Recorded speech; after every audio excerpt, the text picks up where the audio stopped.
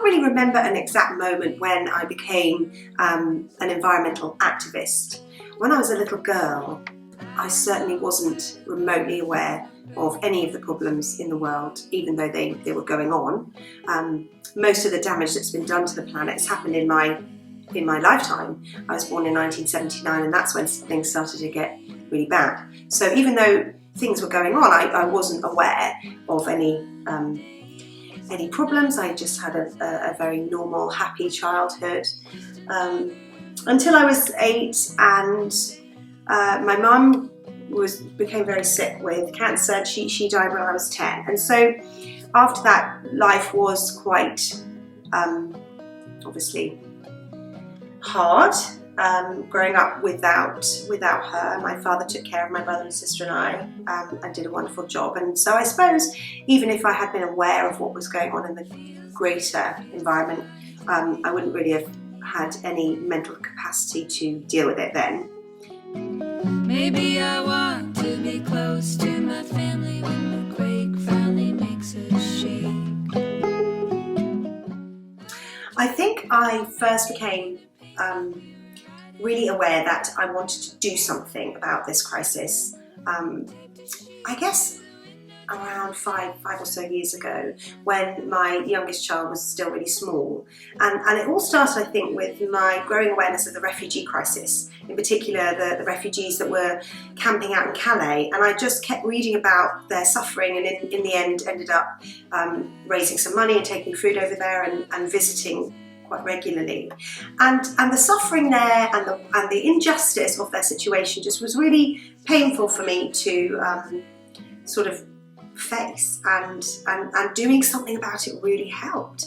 And that's when we sort of started to go on these refugee protest marches in London, and I started taking the children and realised that the children really felt strongly too, because to a kid this is deeply unfair, that some people have nowhere to live. And so I involved them right from the beginning.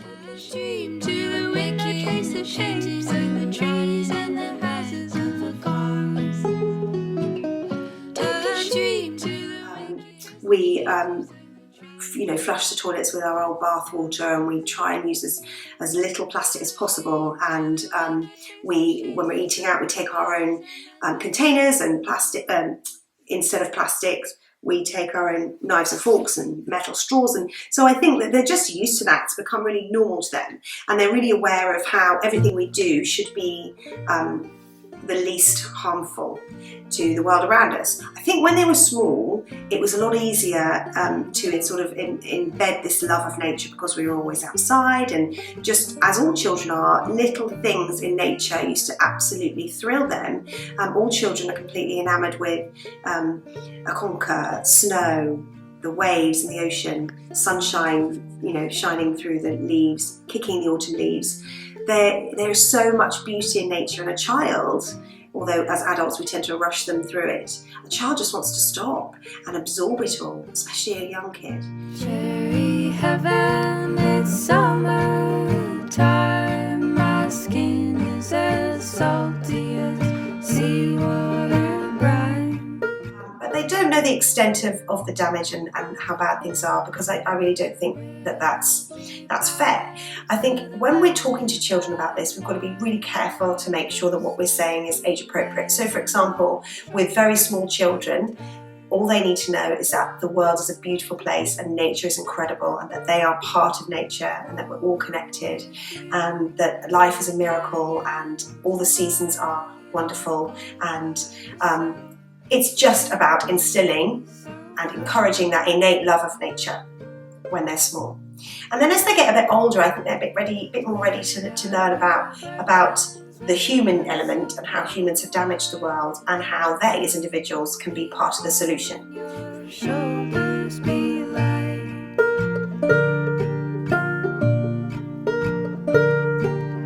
First love we know. So at the moment, I am really focused now on basically doing all I can to tackle this crisis as an individual. And the point is that you can't really do things on your own. You need other people around you, you need community. And so I'm working with all different groups of people to try and help them come to terms with what we're facing, to feel positive about it, and then to take steps to obviously reduce their own carbon footprint, but also galvanise them to come together and work together to tackle this on a larger scale. So when I'm working with those frightened teenagers I talked to you about, I want them to feel that they are powerful and that they together can achieve great things. So what I would say to those kids, and what I do say to children that age, is you are going to be part of the biggest restoration project that humanity's ever seen. And I want them to be able to manage their fear about the situation we face and then take action, because when you take action to tackle something, especially something of this size, you feel better. And when human beings come together and connect with each other, they feel better.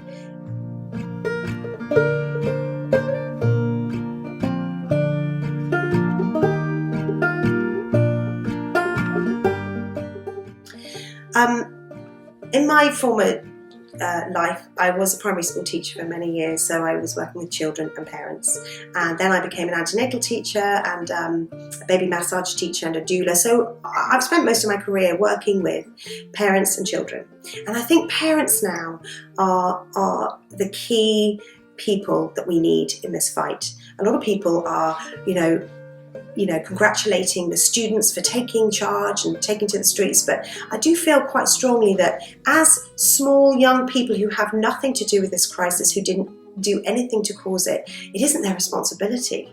And so as their parents, we are the ones who would do anything to protect them. And now, with their future hanging in the balance like this, it's never been more important to protect them in the way that matters most, their very survival. So I'm aiming at helping mainly parents through the schools, through my workshops, through my discussion groups, and actually it's parents who mostly come to me for support and help. That said, it's a very difficult topic. It's very, very hard to get everyone on board. And I think there are numerous really complicated reasons for that. People have all sorts of things going on in their lives. And actually, in order to be able to face this crisis and open your eyes up to how horrific it is, you need all the stars aligned, as it were. So you need to be in a space where you can mentally take this on board, when in a place where you feel strong and brave enough to face it. And many people, for completely understandable reasons, just aren't in that place. And so personally, I have done a lot of soul searching and grieving, if you like, and thinking and reading. And so I feel strong enough to be in a position where I can look after other people as and when they're ready, especially parents, as and when they're ready to be helped. Feels good, it feels fine to be home in the end. So as well as protest marches and strikes, all of which are really important and really good and really powerful, I've now become really involved with a movement called Extinction Rebellion, or XR for short. This is a group that started only a year ago in the UK.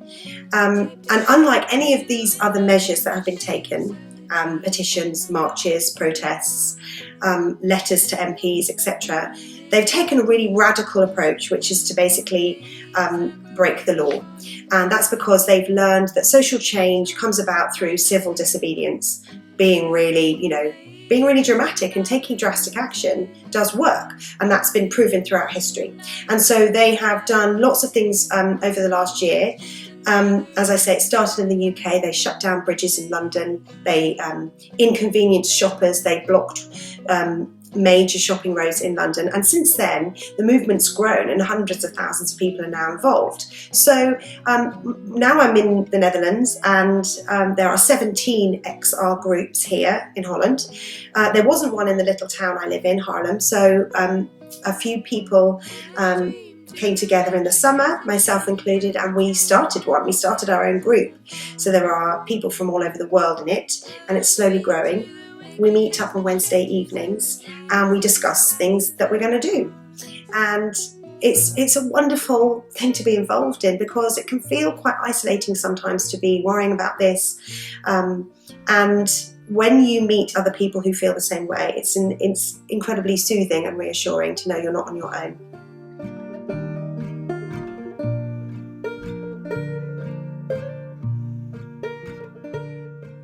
So what can you do as a parent? Well, there's loads. First of all, talk to your children about this, making sure, as I said, that it's age appropriate and that you're not scaring them too much because, as I said, they have no control. Read books, tell stories, talk about the natural world and how it's our responsibility to protect it. As a family, just live as sustainably as you can. Treading as lightly on this earth as you can, reducing plastic, reducing the amount of meat and dairy you eat, thinking consciously about how you travel, things like that. And then get your kids involved. Take them on protests, take them on marches. These things are very family friendly. The atmosphere is generally really loving, despite the crowds.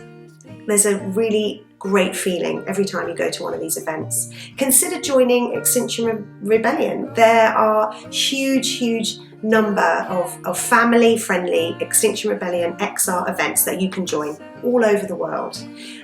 Consider joining Extinction Rebellion actions yourself as an adult. Just get involved. Look online, find out what's going on and get involved for yourself, for your family and for your kids, because it's when we take action that we start to really feel hopeful.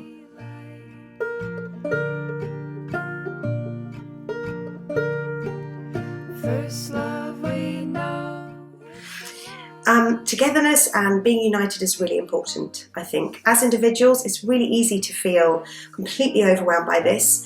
And also, there's a lot of guilt and shame and blame going around. With regards to how we behave as individuals. Sure, everybody should do their best and should do their best to live in a more sustainable way.